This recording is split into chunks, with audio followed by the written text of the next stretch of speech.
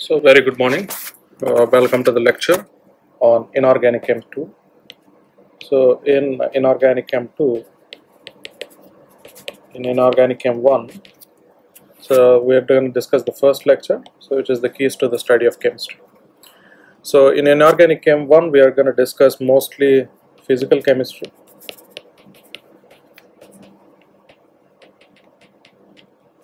quantum chemistry,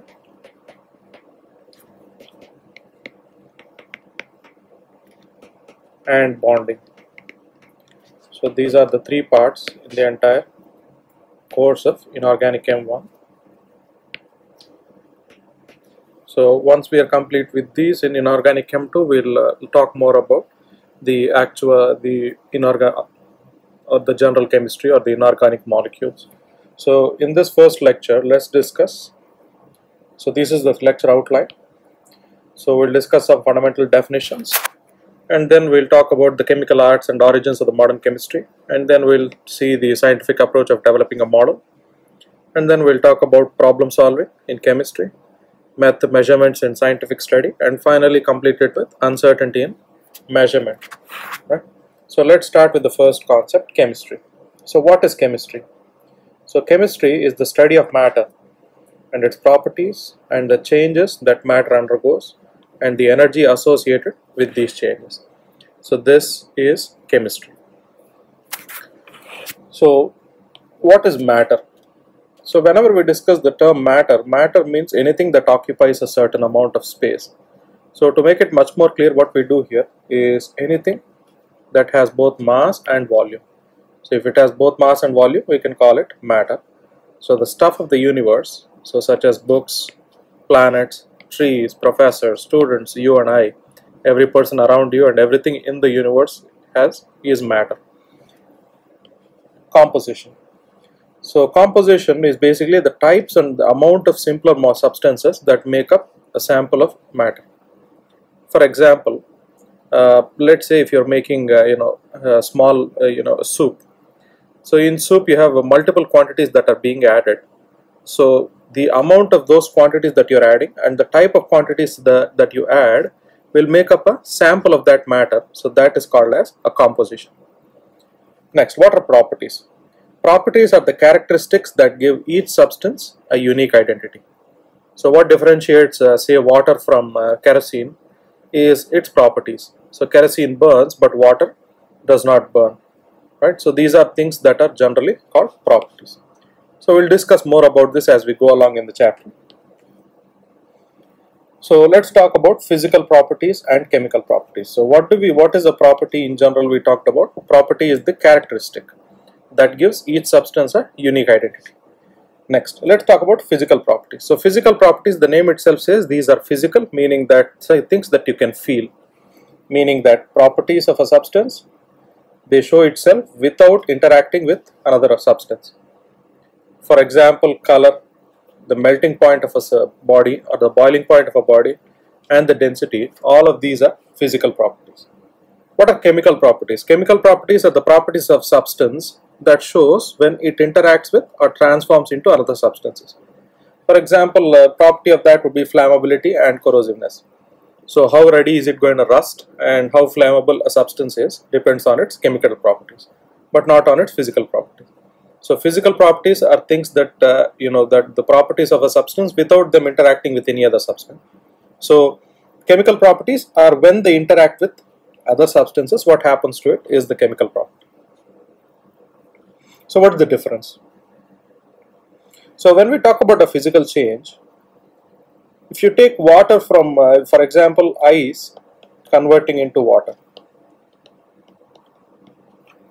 Ice converting into water is a physical change. The reason is that the molecules themselves are not going to change. So when do we say that there is a physical change? Is when there is physical change, meaning that there is physically something is changing, but there is no change in the chemical composition.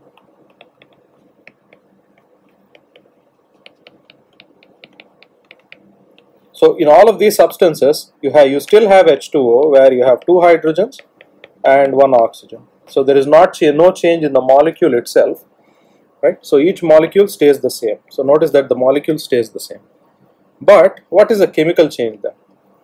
Chemical change is the process of electrolysis where we take water and we form hydrogen and oxygen. Now in this case, when we look at the concept of chemical change, here the molecules themselves are splitting up and forming new substances. For example, here there are two oxygens that are splitting up, hydrogens that are splitting up and forming H2, and there are oxygens that are splitting up and forming O2, meaning that there is a change in the chemical composition. So there is a change in the chemical composition. This here is called as the difference between, this is a chemical change. So chemical change where there is a change in the chemical composition of the matter, and if there is no change in the composition of the matter, we call it physical change, provided that the change occurs physically but not chemically. So here chemical change occurs when there is a composition change, but there is the process undergoes a lot of reactions. So a form of reaction here. Now, how do you visualize the change on an atomic scale? For example, here they have given you two scenarios, A to B and A to C. And they are asking you to find A to B what is the change and A to C what is the change. So let's focus first on A to B.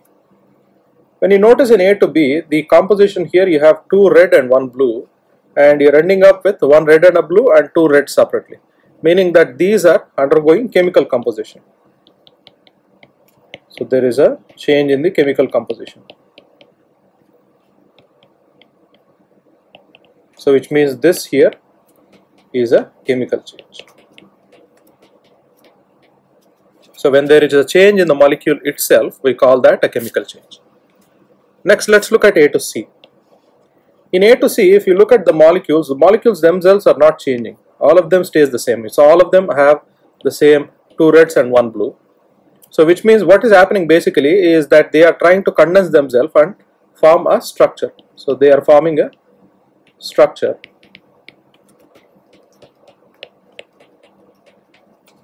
without change in the chemical composition.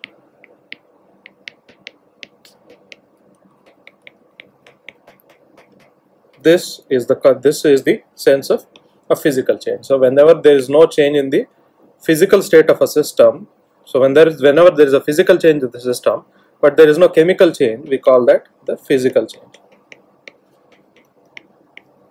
So there is a change in the physical state. For example, it might have converted from a gas, say for example, to a liquid or a solid, right? So it might have converted from a gas to a liquid or a solid. So here there is only a structural formation, but there is no chemical change. So that's why we call this a physical change. So what are some physical properties? Physical properties are properties like malleability, ductility, and the ability to melt a certain substance to form different substances. So these are examples of physical properties. So notice that here there is no chemical change, meaning that we are not creating new materials. We have still the same materials, but we are mixing them in order to obtain certain properties.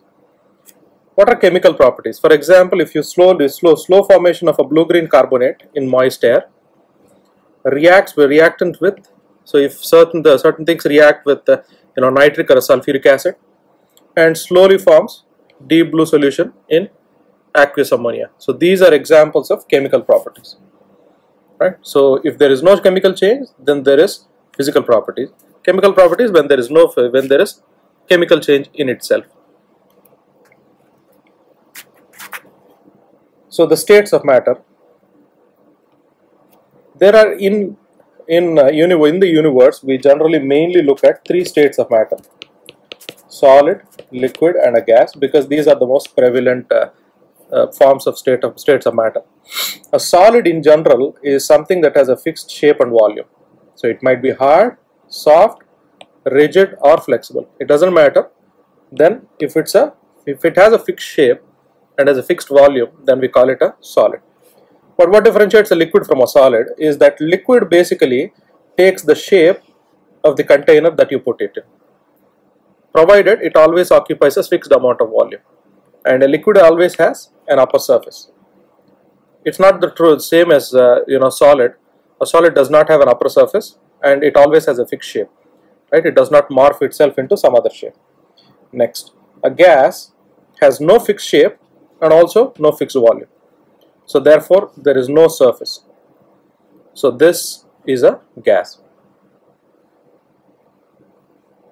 So what happens in a solid is that the particles are really close and they are really together and organized. This organization is what creates a solid. So the main principle of a solid is the organization of molecules inside that solid. A liquid, the particles are really close but they are disorganized. So they are really close but they are not, they are always sliding over one another.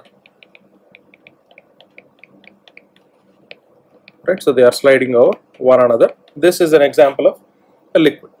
A gas has particles that are really far apart and also they are disorganized. So this creates the physical state of gas. Next, let's talk about temperature and the change of state. Why is temperature important in causing a change of state? So any change of state is a physical change. So a physical form changes but the composition will not change. That's the reason why any change in the state of a system is not considered as a chemical change but a physical change. So these physical changes are always reversible. How do we reverse them? Is by changing the temperature. So a chemical change by itself cannot simply be reversed by a change in the temperature. That's the difference between a physical change and a chemical change. Now, let's look at each of these examples and let's see if we can identify if it's a chemical change or a physical change. So pause the video right here and try to solve each of them and try to answer if it's a chemical change or a physical change.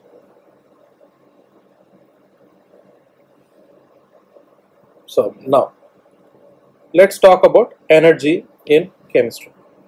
So we talked about energy in general. Energy is the basic ability to do work. So how much energy do you have to do work is called as energy. So the potential energy is generally the energy due to the position. So for example, if you have an elastic band, the elasticity provides it potential energy. If you are looking at a body, take for example, if you lift an object from a surface, so if you lift an object from a surface and it's at a height h, the energy at that point is the potential energy. So the energy with which it hits the ground is equal to the potential energy of that body. Next is kinetic energy. Kinetic energy is the energy due to the movement. So it basically is the energy due to velocity of an object. So how fast it goes, the faster it goes, the higher the kinetic energy. So what is total energy then? Total energy is the combination of potential plus kinetic energy. So what is an energy change? So lower energy states are generally more stable and are favored over higher energy state. So that's the entire process of chemistry. Whenever we see a molecule, you will always find molecules that are stable in lower energy states, and because they are always favored, because it's easy to stabilize a quantity that has lower energy than that of a molecule that has higher energy. So this can be easily understood by talking about the conservation of energy. So the conservation of energy states that energy is neither created nor destroyed, and it's generally conserved. So conserved means it can be converted from one form to the other, but you cannot destroy it or you cannot create it. So let's take example of how we can convert potential energy into kinetic energy. For example, if you lift a body to a certain height, right, what you have done is you have created its potential energy. But suddenly when you drop it, it starts traveling with the velocity. The energy with which it hits the ground becomes kinetic energy. So what is happening here is that at this point the potential energy was there, but the kinetic energy was zero. But when it hits the ground, the potential energy becomes zero and there will only be kinetic energy. But the initial potential energy of the system is equal to the final kinetic energy of the system. This is how a gravitational system converts energy from one form to the other. This is an example of where potential energy is being converted to kinetic energy. The potential energy here refers to the elasticity. So the elasticity gives it what we call elastic potential energy. So it gives it elastic potential energy. So where is this energy coming from? So when you compress or stretch a spring, it stores the energy in the form of elastic potential energy, and when you release it, it starts traveling faster and faster. It starts vibrating faster and faster. That energy is being released in the form of kinetic energy. So here we are converting elastic potential energy into kinetic energy.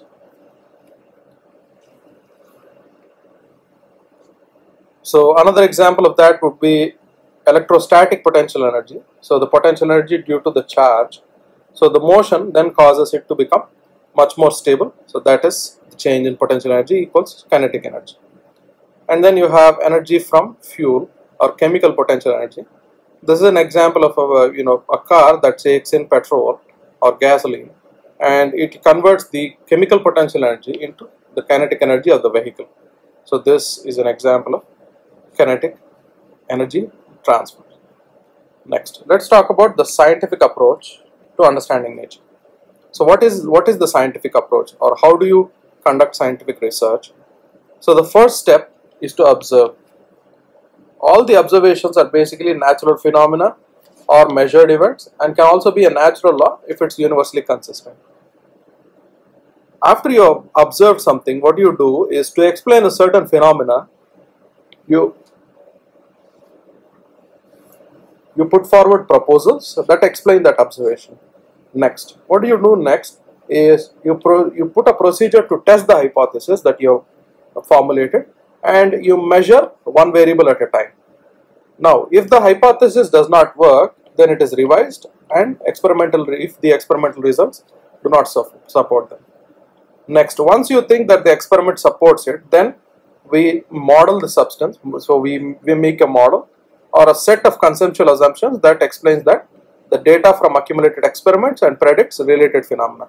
So the next thing that you do is you test predictions based on the model. Now, if the further experiments do not support it, or if it cannot predict the events, we alter the model to predict the events that do not support it. So this is the entire scientific approach towards natural phenomena. Next, chemical problem solving. All units in general have one common thing. They generally have a number and a unit. So any measured quantity should have both a number and a unit. For example, if I write the length is 3, it does not make sense. But if I write 3 feet, it makes sense, because feet is the fundamental unit of length.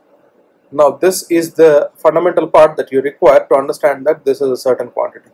Now without me referring to this as distance, people can understand that, okay, this is a unit that refers to distance. So the same way, what you can do here is units themselves can be manipulated like numbers. For example, when you multiply feet times feet, you get feet square. In the same way, when you divide miles by hour, you get miles per hour. So this is the example of how you can manipulate the units. Next, what are conversion factors? A conversion factor in simple is the ratio of the equivalent quantities that are used to express a quantity in different units. For example, 1 mile can be represented as 5280 feet, and when you write down the conversion factor is 1. So for 1 mile, it is 5280 feet, and if you want to convert 1 feet into a mile, it becomes 1 by 5280 mile. This here are examples of conversion factors. Other examples might be, for example, 1 kilometer is 1000 meters. But when you want to convert 1 meter into a kilometer, it becomes 1 by 1000 kilometers. This is the conversion factor between kilometer to meter and meter to kilometer. Now, so let's say you have a certain conversion factor that you have chosen, and we have to set up that to make sure that we accept until we cancel except those that are required for the answer. For example, The height of the angel's falls is 3212 feet. When you want to express this in a mile, we know that 1 mile is 5280 feet. But if I want to express this in a mile, so we want to have 3212 feet is equal to, we can write it as 3212 into 1 feet. Now we know that 1 feet is 1 by 5280 mile. So we can write, in place of the feet, we can write mile here. So it becomes 3212 times 1 by 5280. So if you calculate, you get 0.6083 miles. So 3212 feet becomes equal to 0.6083 miles. This here is an example of how to convert from one factor to the other. So what is the systematic approach that you need to solve chemistry problems? Number one, always state the full problem. So number two, always plan the problem. Planning the problem requires to clarify what you know and what you do not know, and suggest the steps from going from known to unknown. And finally, prepare a visual summary of the steps that include conversion factors, equations, and also the known variables. And finally, start the solution. And once you complete the solution, check the answer by substituting it back into the problem. See if it checks up, and comment on it if you have any final conclusion, and you can solve up the follow-up problems. So let's take an example here. So to wire your stereo equipment, you need 325 centimeters of a speaker wire that sells 0.15, so 15 cents per feet. So what is the price of the wire? Now what is known? So we know the total length of the wire that we need. We have 325 centimeters, and the price that they have given is 0.15 per feet. The one that we do not know here is the original length is in centimeters, but the price is in feet. So what we have to do first in the plan is to convert the length of the wire in centimeters in the length of the wire in inches. And finally, the length of the wire in inches convert into the length of the wire in feet, and then multiply it with the value of the price, that you end up with the price of the wire. So what is the 325 centimeters? So 1 inch is 2.54 centimeters. So let me write it separately. So we have 325 centimeters. So we know that 1 inch is 2.54 centimeters, but here we need 1 centimeter. 1 centimeter is 1 by 2.54 inch.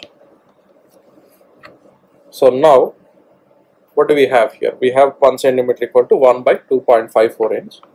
So you have 3.25 times 1 centimeter. So put the 1 centimeter value here. You get 325 into 1 by 2.54 inches. So when you do 325 divided by 2.54, you get 127.95 inches. So 325 centimeters is 127.95 inches. Now we do not have the price value in inches, we have it in feet, but 1 foot is 12 inches. So we want it in inch. So 1 inch is 1 by 12 foot. Now you have 127.95 into 1 by 12 foot. So when you divide it by 12, you get 10.662. So 10.66 foot. So the value given is 15 cents per feet. So the total number of feet is 10.66 into what is the value per feet? $0.15.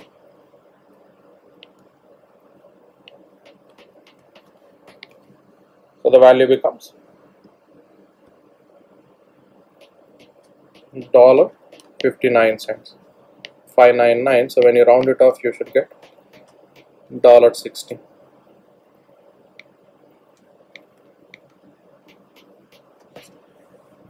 So $1.60.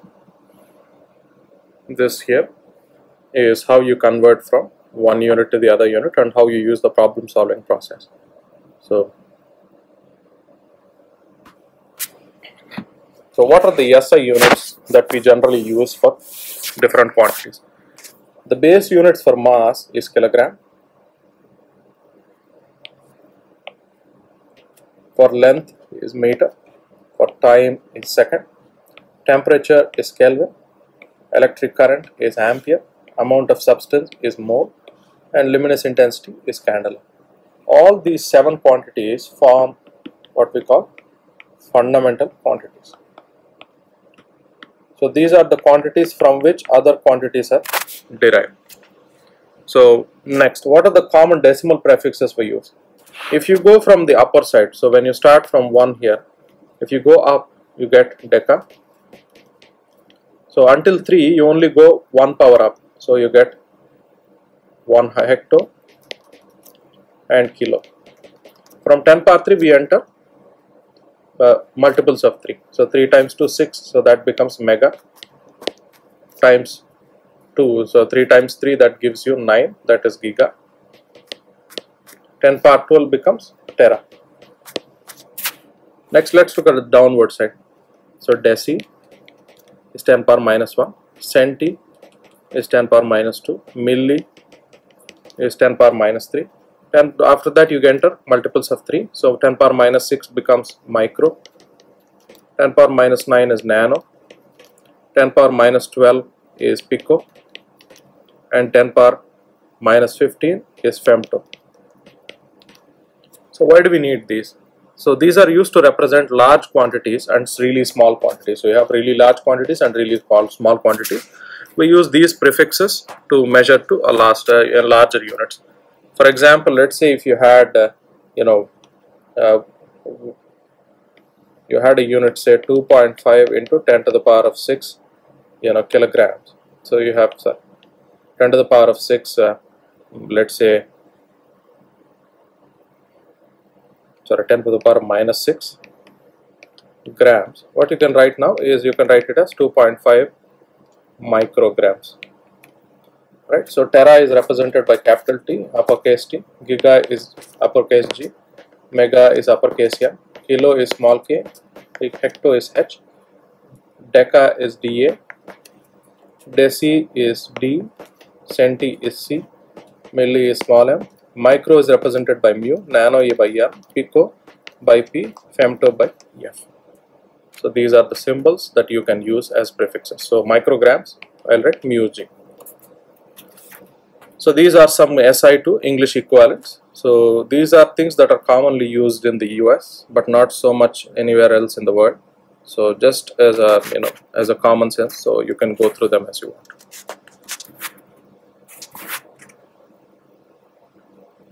So these are some of the common laboratory glassware that you're going to see.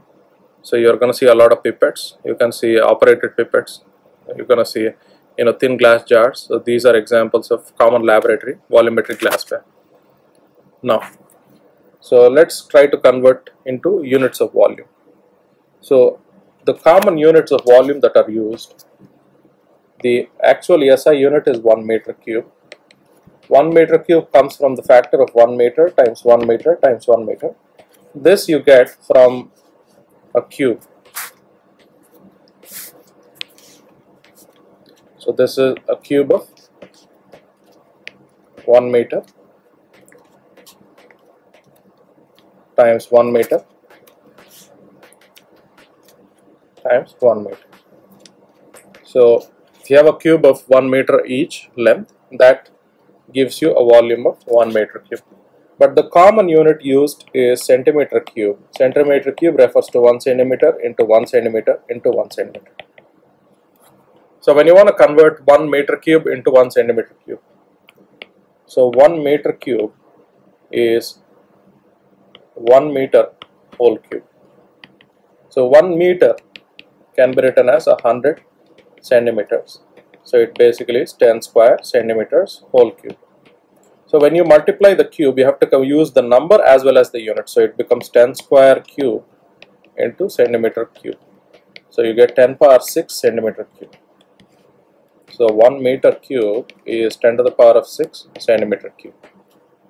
So what we do now is these are the common units that are used. So centimeter cube can also be referred to as cc or cubic centimeter.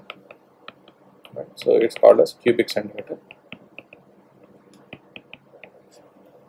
Cubic centimeter is also the common unit to refer to as milliliters, ml. Now where does this L come from? 1 liter is a unit that refers to 1000 centimeter cube. So this is a common practical unit that is used in chemistry. So 1 milliliter becomes 1 centimeter cube or 1 cc. So whenever we see 1 liter, remember that it can be 1000 milliliters or 1000 cc or 1000 centimeter cube. So in the same sense, if you take 1 meter cube, we know that it is 10 power 6 centimeter cube. When you want to convert it into liter, we get 10 cube liter or 1000 liters. So 1 meter cube is 1000 liters and 1 liter is 1000 centimeter cube. So these are the common conversion units that we will end up seeing. Now let's come back to this problem. You have a graduated cylinder that contains 19.9 ml of water. So when a small piece of galena and ore of lead is added, it sinks and the volume increases to 24.5 ml. So what is the volume of the piece of galena in centimeter cube and in liter? So we know the original volume of the cylinder. So the graduated cylinder, which is VI initial volume, is 19.9 ml. The final volume is VF. After adding the metal, you get 24.5 ml. Now they are asking you to find the volume in centimeter cube and in liter. First find the net volume. So V net is the final volume minus the initial volume. So that gives you 24.5 minus 19.9. So that gives you a value of 24.5 minus 19.9. So that gives you a volume of 4.6 ml. Now this is in ml, right? 4.6 ml. So we have done it in. They want the value in liter. So it becomes 4.6 into 10 to the power of negative 3 liter. So notice that 1 liter is 1000 ml. So 1 ml becomes 1 by 1000 liter. So this here is the idea behind 1 ml to 1. So this is the net volume in liters. But when you want to convert it into centimeter cube, we know that 1 ml is equal to 1 centimeter cube. So you get 4.6 ml becomes 4.6 centimeter cube. So this is the net volume in both liter and in centimeter.